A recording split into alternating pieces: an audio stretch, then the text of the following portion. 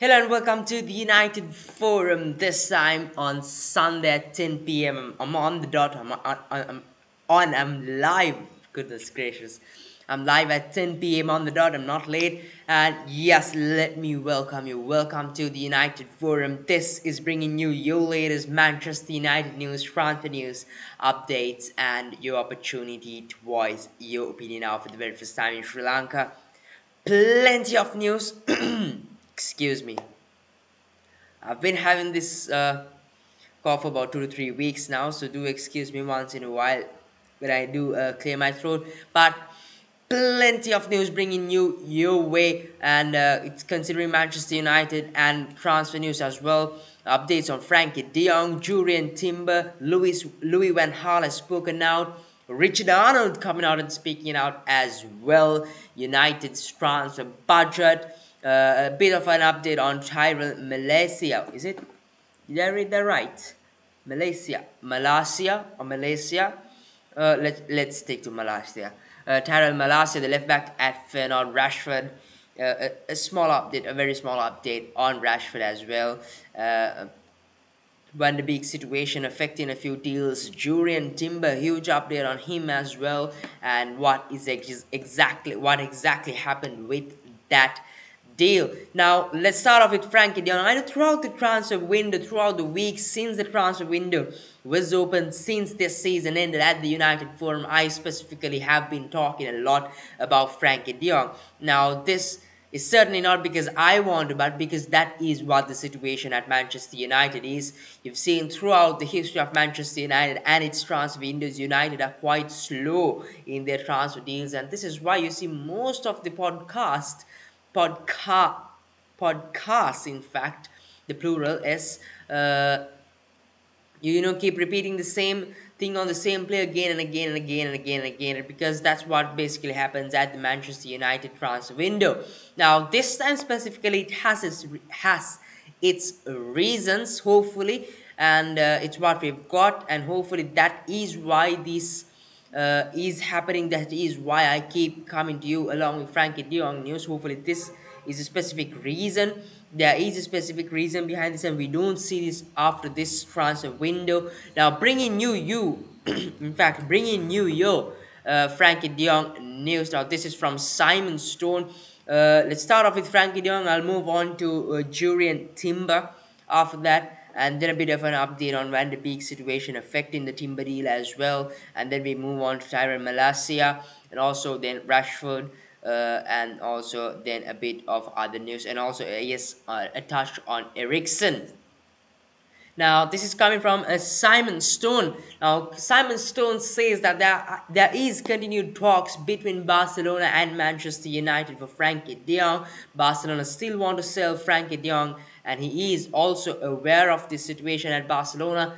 And Erik ten Hag's biggest signing for Manchester United will be Frankie De Jong. He wants it to be Frankie De Jong, and he also says that Frankie De Jong will be key for his style at play at Manchester United. Now, interesting, because just on Friday I was saying that I'm not quite sure if this Frankie De Jong deal would happen, because Barcelona finally solving their financial situation. They are doing a bit of deals behind the scenes, and getting through that financial situation, and the fact that selling Frankie De Jong won't be a must in order to get out of their financial situation. So you might not see De Jong come to United, you might not see that deal happening, and now you've got Simon Stone coming out and saying Barcelona is still looking to sell Frankie De Jong, and Frankie De Jong is also aware of the situation and the fact that Barcelona want to sell him. It's very interesting, because today you see reports coming and saying that Barcelona won't sell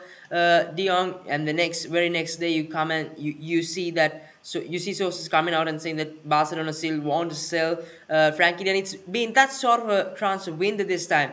You see, it's been that sort of a transfer window this time, like I told you, and it's a bit of a headache as well as United fans, because you see the likes of Bayern Munich, you see the likes of Tottenham Hotspur, the Dortmunds, the Manchester Cities. They've got their 3 deals done. They're working on the 4th deal, the 5th deal, the 6th deal. And Spurs, I think they are one team to look out this time as well. Manchester City, even after getting Haaland, they're going for Cucurella. They're also going for Calvin Phillips as well. You see Dortmund going for their deals. Bayern Munich now going for Lema as well. So you see these top clubs going for fourth, fifth deals, and they haven't taken much time on the deals. You've also seen Liverpool, who've only got two deals done, but the fact that they've got their deals done so quickly shows how much these clubs are working behind the scenes. And you talk about Manchester United, your top press will tell you this, that this club is doing this club is doing that, and Manchester United are working on their deals behind the scenes, which I personally think is completely fake, because I think this is not true. Manchester United may be working on their deal, maybe working on their deals behind the scenes, but why I do think Manchester United are taking time on their deals is just because that they have not got football people behind the scenes working on these deals, because that's what United have been throughout their history. We don't have football people owning the club either. The CEO we have is a man who can change this club, I believe, because he seems to be a man with some ambition than the previous CEO. The thing is that the previous CEO, Ed Woodward, was such an incompetent man. Now, the fact that we have Richard Arnold on that seat as the CEO, the simplest of acts he does towards this football club. Oh, I did just realize that I'm not connected my mic. I hope you guys did hear me quite clearly. Uh, Forgive me for that. And the fact that the slightest of things a person like Richard Arnold does is being highlighted as something, amazing, is because Ed Woodward has not been doing any such thing throughout his regime as the CEO at Manchester United. So the slightest thing that Richard Arnold does seems something competent, which is something very basic at a club like Manchester City, a club like Liverpool, and maybe even Tottenham Hotspur now. And which is something definitely basic at a club like Chelsea. Why you don't see Chelsea acting quite much this transfer window was because of the sanctions they did face while they did have their owner. Not quite sure what his name was. I really forgot what his name. What was his name? The owner at Chelsea. And it's none of my concern. We're talking about United here. So the most basic things at Chelsea right now, at a club like Chelsea, at a club like Manchester City, Liverpool, and maybe even Tottenham Hotspur, at United is quite a huge deal, because that's the standard Ed Woodward left when that was the standard during Ed Woodward's regime when he was the CEO at Manchester United. So the most basic thing at Chelsea, at Manchester City, at Tottenham Hotspur, at the Liverpools, at Bayern Munich, Real Madrid is one of the most biggest thing the CEO, current CEO at Manchester United, Richard Arnold, could do. Now, getting back to the Frankie de Jong deal, Erik ten Hag wants Frankie de Jong to be the Frankie de Jong deal to be the key deal and one of the biggest signings in his tenure at Manchester United. I think, and according to sources, according to Erik ten Hag, De Jong will be key for Erik ten Hag's style at Manchester United. And why United and Erik ten Hag specifically don't want to go or pursue on any other deal right now is because they want their wages, in fact, not their wages, they want their budget to be vacant for that Frankie de Jong deal. They don't want to pursue on any other deal, such as the Timbers, the Anthonys, or any other deal, and then come for Frankie de Jong, and then get to know that the budget they have left is not enough to get the deal over the line. For Frankie de Jong and Barcelona. So they don't want to end up in a situation as such, and that is why Manchester United and Erik ten Hag haven't pursued on any other deal, is what the sources have told. So basically, just if you are just joining on the show, to give you a small recap, we will be to give you a small recap, Simon Stone has said that there are continued talks between Barcelona and Manchester United for Frankie de Jong. Barcelona still want to sell Frankie de Jong. Frankie de Jong is aware of the situation at Barcelona and the fact that Barcelona want to sell him. And Erik ten Hag's biggest signing for United in his tenure will be Frankie de Jong, and he desperately wants Frankie de Jong at Manchester United, because De Jong would be key for his style at play at Manchester United.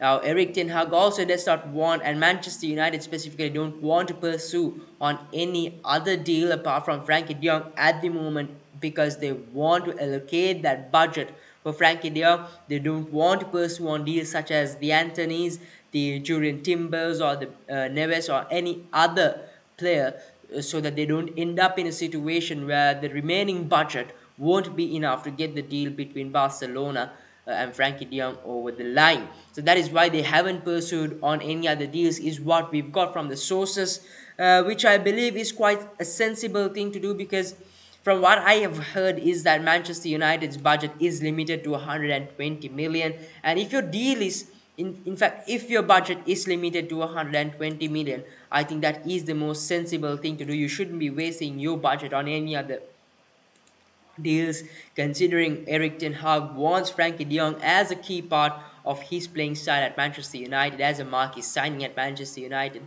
So I think it is the most sensible thing to do, because like I did say, you don't want to end up in a situation where you have got other players and then you don't want a marquee player who the manager wants at United not in your team, just because you did not have enough money from your budget. So if your budget is about 120 million, Barcelona's price is about 80 to 75 to 80 million, so you definitely want that budget allocated for your deal.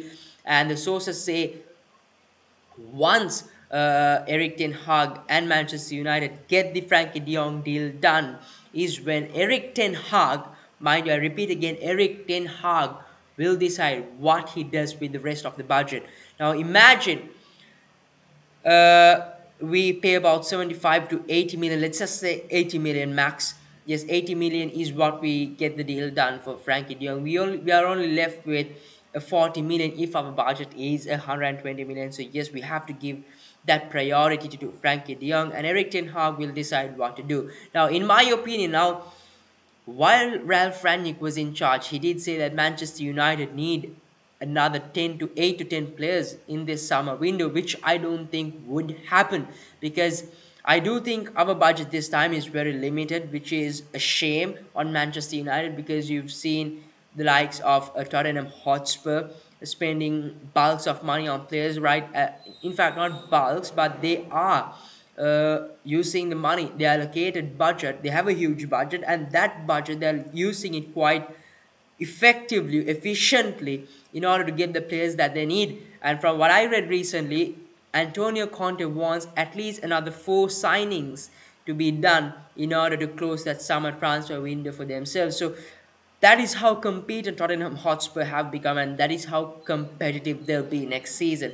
While United should be looking at their opponents, and when their opponents have a budget as big as that, and when their opponents are getting players in numbers as they are getting them now, United should be having a budget as large as 200 million at the least. But having a budget at 120 million really keeps you pressed and preserved on your transfer. So if Eric Ten Hag wants Frankie de Jong, I would say, like Ralph Rangnick did say, getting 8 to 10 players will definitely not happen. It won't even be half of that. I do think United would only be getting 2 to 3 players within this summer window, and I think one player definitely would be Frankie de Jong, because reports and sources keep coming and saying within the recent days that Eric Ten Hag wants Frankie de Jong as a marquee signing, and one of the biggest signing in his tenure at Manchester United, who will also be key for his playing style at Manchester United. So you take 80 million from this budget of 120 million, take 80 million for Frankie de Jong,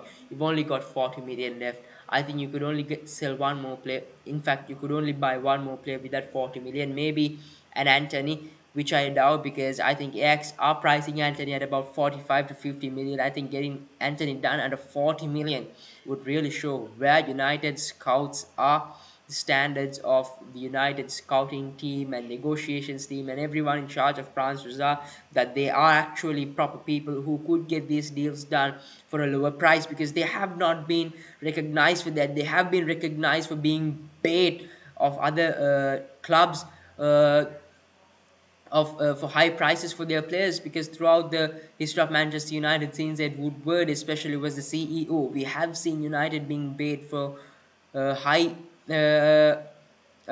quite a high amount of high amount you could say for transfers. And one such example is Harry Maguire. Another example is Aaron Van Bissaka. So if United's transfer team could actually get a player like Anthony Dunn for amount of 40 million, it would actually show that there is improvement in the scouting team and also in that transfer team there. But for about 40 million, it would be interesting to see who Eric Ten Hag would go for, because as sources say, Eric Ten Hag would decide what he does with the remaining money once the Frankie de Jong deal is done. So it will be interesting to see what he would do with that deal. But I think this summer transfer window, United would get a maximum of 3 deals done. If you ask me specifically who that will be, I think one would be Frankie de Jong, because he is desperate for de Jong, and the other would be sorry, Christian Eriksen. Now you would say, all right, we've got 80 million allocated for Frankie. Now you've got 40 million. Are you saying me that you would get two other players for 20 million each? No, I would say no, because we would get Christian Eriksen done on a free, because he is a free agent. So you would get Ericsson done on a free, and you would still have your budget allocated for another player. It would likely be a Jurien Timber. No, I'll tell you why. I've got my quotations, in fact, quotes on that as well, not quotations. Quotes on that from Louis Van Gaal, and why he did stop that deal. Let me not spoil that for you. I think it'll be interesting to see who it would. In my personal opinion, if I was in charge of the United transfers, if I was Eric Ten Hag, I would go for a defensive midfielder, because I do think there is actually no point in getting Frankie De Jong. Actually, getting Frankie de Jong is of course a huge deal for United and would definitely boost things up that midfield. But I really do think if you are getting De Jong, to get the best out of Frankie de Jong, you need a defensive midfielder. That is why I would use that 40 million on a defensive midfielder. Who the defensive midfielder would be, you never know. Maybe a Ruben Neves, which would be quite difficult, because Wolves are demanding at least for a 60 to 65 million. Maybe a Renato Sanchez and Lima, who has been linked. Lima, who has been linked to Bayern Munich, and who I actually do think would go for Bayern Munich. So yes, Lam is out as well. So who would United actually go for if it is a defensive midfielder? Would be interesting to see, because Babacar Kamara has also gone to Aston Villa, and I don't think Wilfred Ndidi would be an option for just 40 million. So it'll be interesting to see what Eric Ten Hag does with such a little money, because 40 million is quite a little. And a player you could get is a player like Jurien Timber for about 25 to 30 million, 40 million max, I would say, and an Anthony maybe if you are working things on that right wing. So it'll be interesting to see who United would go with that allocated budget, apart from that 80 million with that remaining budget, who United would go for. I'm not quite sure. At the end of the day, it's up to Eric Ten Hag.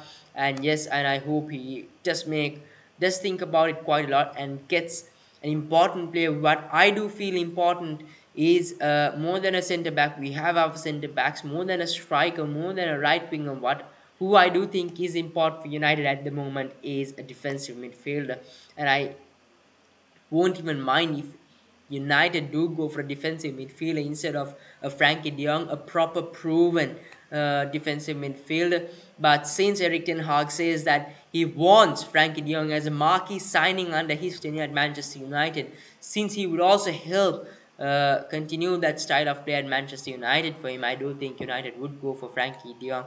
So therefore, I think going for a defensive midfielder apart from Frankie de Jong, and omitting that Frankie de Jong deal would be a tough ask. But I since in fact that does confirm that United would go for a Frankie de Jong and not for a defensive midfielder apart from the options of Frankie de Jong. Apart from that, we've also got a few other updates as well, and one such update is that Barcelona are selling Frankie de Jong in order to free their financial restrictions on wages, is what we've got from sources. So sources coming out and saying that Barcelona are actually selling Frankie de Jong in order to free themselves from the financial restrictions they have on the wages of other players. We do know that Barcelona do have a few players on very high wages, and one such reason they are selling players and they need a few outgoings in order to raise those restrictions on wages. And Aussie sources coming out and saying that Erik Ten Hag wants Christian Eriksen and Frankie de Jong to play his style of football at United, and these two transfers are key for him, is what most sources have come out and told out as well. Now, with Christian Eriksen, I think it's an interesting transfer, as much as I do think that Frankie de Jong is a risk because we have such a limited budget, because allocating such a huge amount for one player would restrict us and press us and reserve our options on other players, which would reserve us, like I told, reserve our options on other players and make us only go for about one other player, which is why I do think De Jong is a risk. But since, like I keep telling you, he is a key player for Frankie. In fact, Erik Ten Hag, he knows both these players and manager know each other quite well. They know they have been with each other at Ajax as well, and a part of a semi-finalist team in the Champions League. So I do think allocating this amount of money for a player as such is reasonable as well. But it's a shame that Manchester United have such a limited budget, and the fact that you have to allocate such a huge amount for a player like this and you only have 40 million then is such a shame, because this is a rebuild and a new manager and you need quite a lot of players, at least about 4 to 5 players for a rebuild. The fact that they backed Ole Gunnar Solskjaer, who is not a proven manager with so much money, and the fact that they are unable to back a manager like Erik Ten Hag, who is a proven manager, is such a shame. Now, coming back to Christian Eriksen, now it will be interesting to see what Erik Ten Hag does do with Christian Eriksen. But the fact that these reports say that Erik Ten Hag desperately wants Frankie de Jong and Eriksen in order to have his style of play at Manchester United shows that Erik Ten Hag actually does have, if these reports are true, Erik Ten Hag actually does have Christian Eriksen in his plans. Now, why I said if these reports are true is because these few days it's really difficult to trust any source, because today they say that Barcelona are actually willing to sell Frankie de Jong. Tomorrow they actually come out and say that Frankie de Jong is not for sale. Be it any source, it has been the same with Fabrizio Romano as well. I'm not actually pointing my finger or saying that Fabrizio Romano is bringing out false information. They do bring out actual information, proper verified information, but it's just that decisions keep changing from time to time between clubs and players, because a club like Barcelona can get their financial situation solved today and suddenly that deal might fall apart and they'll be back to square one. So that is what keeps this information changing, and this is why the journalists too, like Fabrizio Romano, have to keep changing their word because of the situation at the moment and the fact that at times players do change their mind at the last moments. You actually can't blame the journalists and the sources.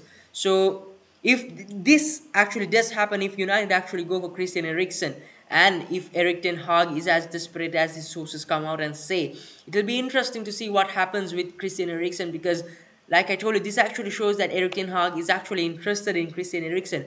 Would Erik Ten Hag play him off the right, or is he going to be that number 10 for United? Then what actually happens with Bruno Fernandes will be interesting, and a lot of question marks on Erik Ten Hag. In my opinion, I would go for Eriksen as a backup option, considering the fact that he is aging a bit as well, and we've got a huge schedule up ahead as well, along with European football, the Europa League as well. We've also got the FA Cup and Carabao Cup. We've also got the Premier League along with that. So we've got plenty of games. I would actually rotate Eriksen along with Bruno Fernandes and maybe play him as a number 8 as well. Maybe play him as a number 8 and maybe off the right as well. He can play off the right. He has done that at Inter Milan. He has done that at Tottenham Hotspur as well, on and off at Brentford as well. So yes, you can actually rotate him and play. So he would be actually good buy for United on a free, and I think is the perfect replacement for Juan Mata.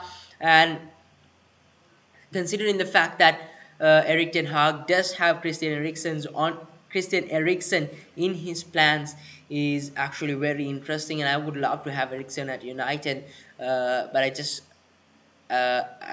hope that he gets consistent game time and he has a fixed role and is not an unsettled man, because that's something I wouldn't like to see. I would like to see Ericsson being given a settled role, proper instructions saying that you will be played here and here and here.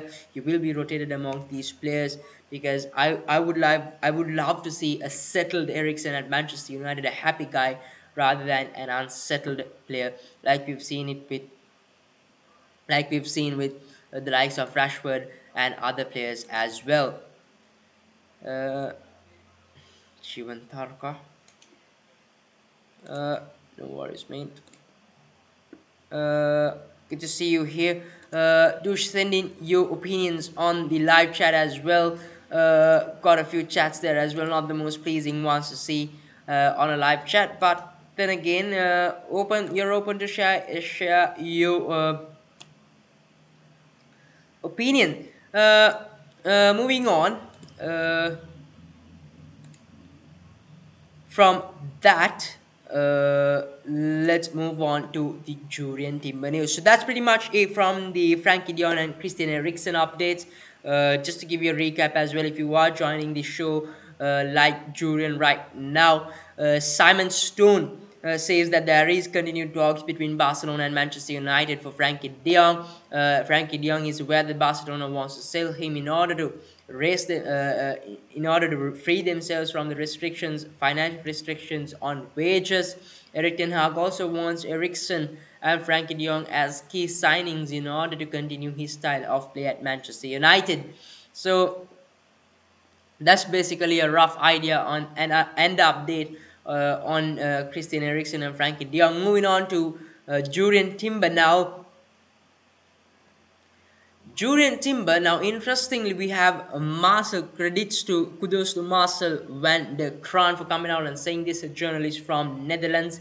He's come out and said the Julian Timber deal is dead.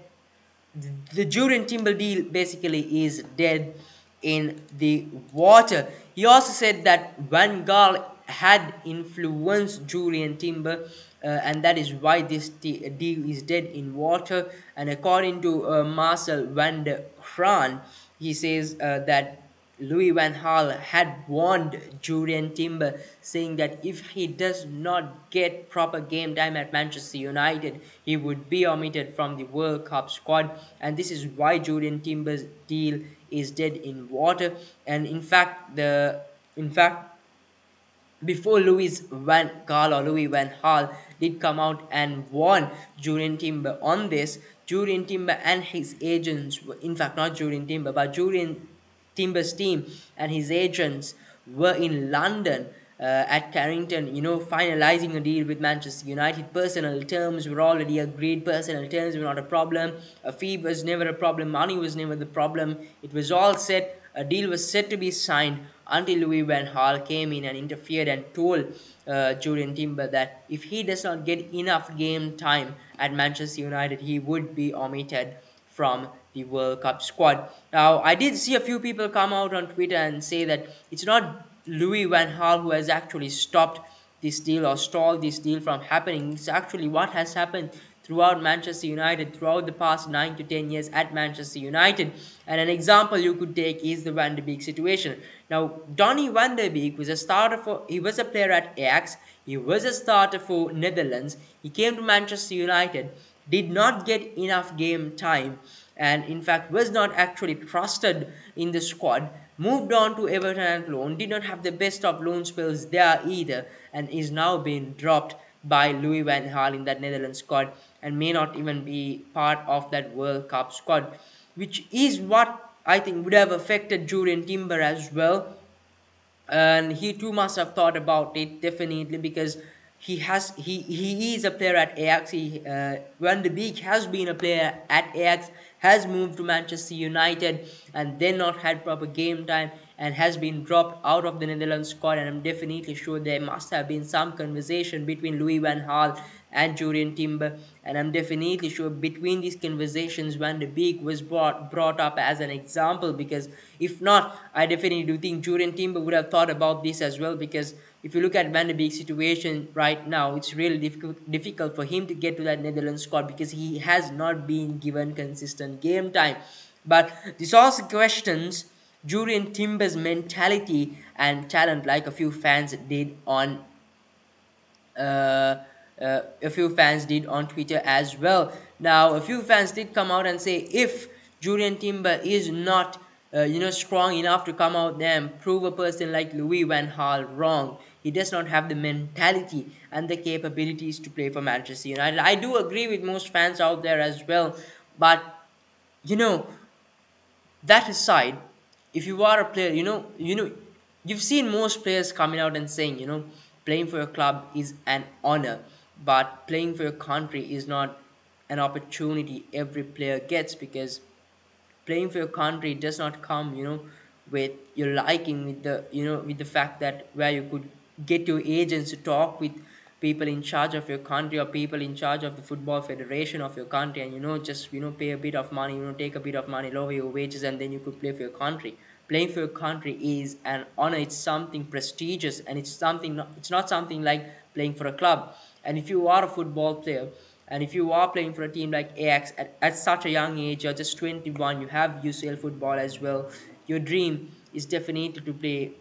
Definitely, your dream would be to play for a huge club like Manchester United, to play, at big tournaments like the Champions League, to play for a big club. But definitely, one of your biggest dreams would also be to represent your country at a stage like the World Cup, where the world is watching you. So when you are at such a young age where you could still develop at a team like Ajax, where Ajax are still at a good position at the league as well, they are the defending champions, where you could still go out once again and become champions once again. You're still young, you're still developing, you're still learning. You also have Champions League football at Ajax and World Cup. The opportunity of playing in the World Cup only comes once in 4 years, and once you finish this World Cup, you could definitely keep performing at the highest level at Ajax, and then go out and play for another big club. So I definitely do agree with what Jordan Timber has done here as well.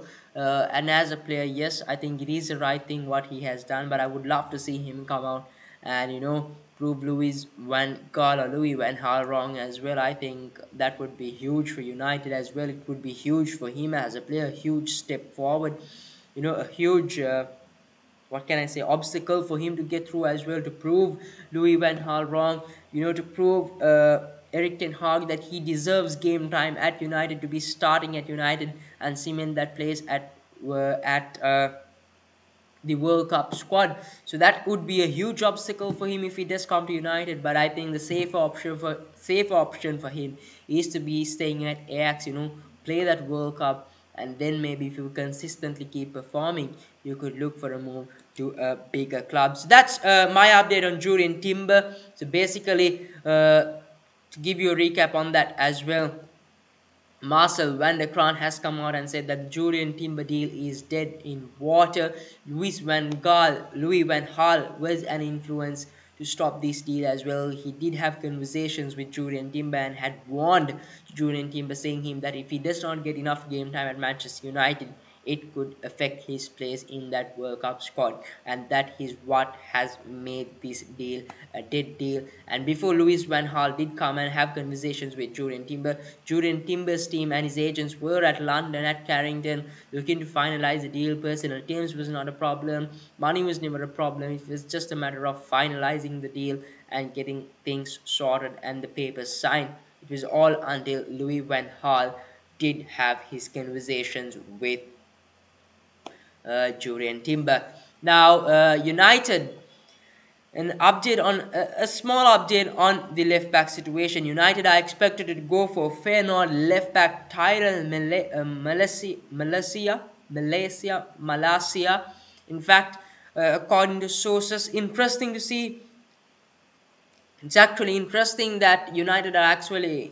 It's actually interesting that sources come out and say that United are expected to go for a left back in Tyrell Malaysia, because I actually do think if you do take the full back positions, I do think the priority should be right back rather than left back, because we've already got Luke Shaw, who is a reliable fullback. Whereas when you take the situation at right back, we actually haven't got a reliable right back who could attack, because Diogo Dalot did not have the best of his seasons last season. Aaron Van Bissaka offensively is just not good enough, and considering Eric Ten Hag's style of play, you need an attacking right back. And if Diogo Dalot does not actually deliver, you actually need some other right back delivering out there. And we definitely know that Aaron Van Bissaka won't be that right back. So out of the two left back, out of the two full back positions, I do think the priority should be right back and not left back. And to see sources coming out and saying that United are expected to go for left back Tyrell Malacia is quite interesting. Also, reports come out and say that Rashford says he'll finally get the coaching he needs under Eric Ten Hag. Now, this is quite, babyish, or quite stupid, I would say, from Rashford, because he's had many coaches under him. Jose Mourinho, yes, was Jose Mourinho, but I really don't think Louis Van Gaal was a very bad coach. But I do understand Rashford was quite young. Yes, Ole Gunnar Solskjaer's side, Ralph Rangnick. He's had Ralph Rangnick, who is a proper manager, and he's not been making the best of him. It's not just him; it's that whole Manchester United squad, and is why Ralph Rangnick is sacked today as well. It's interesting that a player like Rashford is saying such a thing. Is saying such a thing, and like a few experts did say as well, coaching is not everything a player is. You've got to put your individual efforts in as well, and I'm not really seeing that from Rashford on the pitch as well. And training aside, all you've seen Rashford do recently as well is working on his fitness, working on his pace, and running and all that stuff like that. That is the basic you should, that is the minimum you should be doing as a Manchester United player. And the problem with Rashford is not his running, it's not his fitness. The problem with Rashford is his footballing brains, because his passing, his decision making is what is costing him. And it's not, at the end of the day, it's not all down to coaching, but also his hard work and his change in mentality. And you really can't put the blame on the coaches, can you? Because if you are an actual player, you should be working on them individually as well. Because you look at a player like Cristiano Ronaldo, you look at the great players like the Messis, the Ronaldos, they don't blame it on the coaches. The coaches don't do something. They work hard. They work on their skills. They work on them things that they need, and they improve their games. You really can't keep blaming the coaches like that. And it is you, the players, that have been throwing the coaches under the bus ever since you have been putting on that jersey as well since a few years, starting from Jose Mourinho, Louis Van Gaal, Ole Gunnar Solskjaer, Ralph Rangnick. And I really hope you guys don't do it to Eric Ten Hag as well. So for Rashford to be coming out and saying that is not the best thing, I do think Rashford needs to improve. And if he does not perform this season, I really do think he needs to see the exit door. And moving on from Rashford, I don't want to be wasting my time on that. United, interestingly, aren't interested in any center defensive midfielders for the third summer consecutively. Now, the past 2 summers, if we didn't actually go for a center defensive midfielder, we at least had a backup option in Nemanja Matic, who could at least play two games in two games in 3 weeks, or 2 in 3 matches, or 2 in 4 matches, give you 60 to 70 minutes each as a center defensive midfielder and save you some sort of reputation.